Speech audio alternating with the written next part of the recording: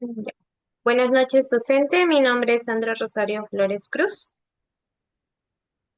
Buenas noches, mi nombre es Frida Pamela Moroco Quijandría. El día de hoy vamos a analizar lo que fue la reforma agraria desde una perspectiva política, económica y social entre los años 1930 a 1990 y la influencia en la conformación del Perú de hoy. Nosotros, para empezar, estamos de acuerdo en que la reforma agraria fue beneficiosa para nuestro país. Y a manera de introducción, sabemos que entre los años 1930 y 1990 el Perú vivió una constante vaivén entre regímenes democráticos y gobiernos autoritarios. Este periodo comenzado con el golpe de Estado en 1930, liderado por Luis Miguel Sánchez Cerro, marcando así un alejamiento a la democracia. Y en las décadas siguientes, los golpes militares se convirtieron en una constante, como por ejemplo el de 1948 que llevó a Odría al poder y el de 1975 que instauraron las dictaduras de Velasco Alvarado y Morales Bermúdez. La reforma agraria fue un proceso de redistribución de la tierra en favor de quienes se desenvolvían en trabajarla. También ha sido una política transformadora implementada no solo en nuestro país, sino en varios países de Latinoamérica durante el siglo XX. A pesar de todos los desafíos que tuvo, la reforma agraria fue una venida beneficiosa para nuestra sociedad, generando impactos positivos y significativos en los ámbitos político, económico y social en nuestro país. Eh, Tenemos los cambios políticos, ¿no? Que en la perspectiva política, la reforma agraria tomó un protagonismo en apaciguar las tensiones sociales y fortalecer la gobernabilidad. ¿Qué quiere decir que esto? Que antes de las reformas la concentración de la tierra en manos de unos pocos hacendados generaba una enorme polarización y descontento entre las multitudinarias mayorías campesinas que vivían en condiciones de explotación y marginalidad. La redistribución de la tierra ha permitido que el Estado asumiera un rol central en la gestión del territorio y la vida rural. También ha hecho que se reduzca la influencia de poderes fácticos locales y regionales. Al otorgar esta propiedad, los derechos de los campesinos incorporaron nuevas capas de la población y a la vida política activa, lo que hoy se tradujo a una mayor estabilidad social, aliviando así la amenaza de levantamientos y conflictos armados a gran escala, que antes eran comunes en los sistemas agrarios inequitativos. Lo que hoy es en día es una marcada desconfianza más bien hacia las instituciones públicas que ha sido producto de las décadas de inestabilidad y corrupción. En los cambios económicos también lo hemos visto de manera favorable, ya que se ha democratizado la producción y se ha diversificado la base agrícola. Si bien es cierto, en algunos casos ha disminuido inicialmente la productividad de grandes extensiones, pero el acceso a tierra por partes de pequeños y medianos agricultores ha fomentado la producción para el autoconsumo y el mercado interno.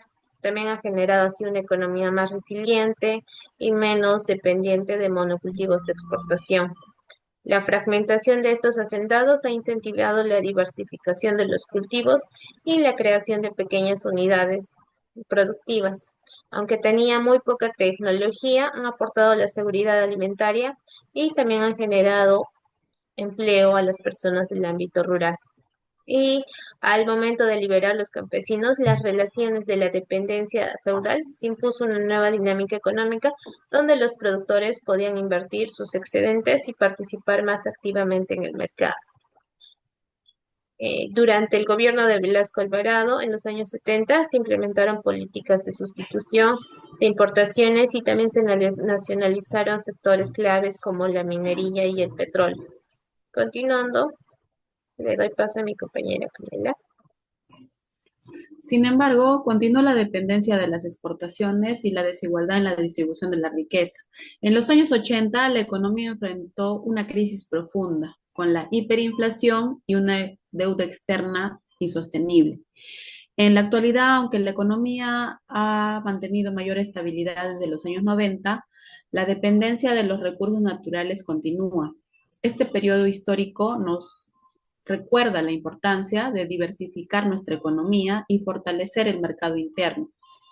Finalmente, desde una visión social, Fue positiva para corregir injusticias históricas y elevar la dignidad de los grupos campesinos. La reforma de 1969 cambió la estructura socio-rural, dando protagonismo a los campesinos, quienes erradicaron condiciones laborales abusivas y se les otorgó una base para su subsistencia y desarrollo. Esto no solo mejoró sus condiciones básicas, sino que brindó un sentido de pertenencia y autonomía. También surgieron organizaciones campesinas y cooperativas, brindándole una voz a este grupo silenciado. Paralelamente, la migración masiva del campo a la ciudad transformó la demografía peruana. Se dio el crecimiento de ciudades como Lima y el surgimiento de asentamientos humanos en las periferias. Trajo consigo un choque cultural y también la expansión de la economía informal. También se presentó un conflicto armado en los años 80, liderado por grupos como Sendero Luminoso, que evidenció claramente la exclusión histórica de las comunidades rurales de los Andes y fomentó también la conciencia sobre las desigualdades estructurales. En el presente, las demandas de inclusión social y el reconocimiento de la diversidad cultural son herencias de estas décadas. En síntesis, podemos decir que entre los años de 1930 y 1990, el Perú encapsuló un eje de transformaciones profundas, que a pesar de presentar desafíos hacia un cambio estructural, fue beneficiosa para la sociedad. Los cambios políticos contribuyeron a la integración de los campesinos y la reducción de la tensión social. Económicamente, se fomentó una producción más diversificada e intentos de industrialización. Socialmente se reivindicó la dignidad de millones de personas y se corrigió gradualmente las desigualdades ancestrales. Reconocer que estos años sentaron las bases de nuestro Perú contemporáneo nos hace entender a un país que aún lucha por superar la exclusión y construir una economía diversificada y sostenible. La historia abre una ventana que nos demuestra que para lograr un cambio duradero necesitamos instalar instituciones sólidas, construir políticas inclusivas y fomentar una participación activa como sociedad para alcanzar el bien común. Y como frase de reflexión, tenemos la siguiente. La democracia no es una meta que se pueda alcanzar para dedicarse después a otros objetivos. Es una condición que solo se puede mantener si todo ciudadano la defiende. Muchas gracias por su atención. Gracias.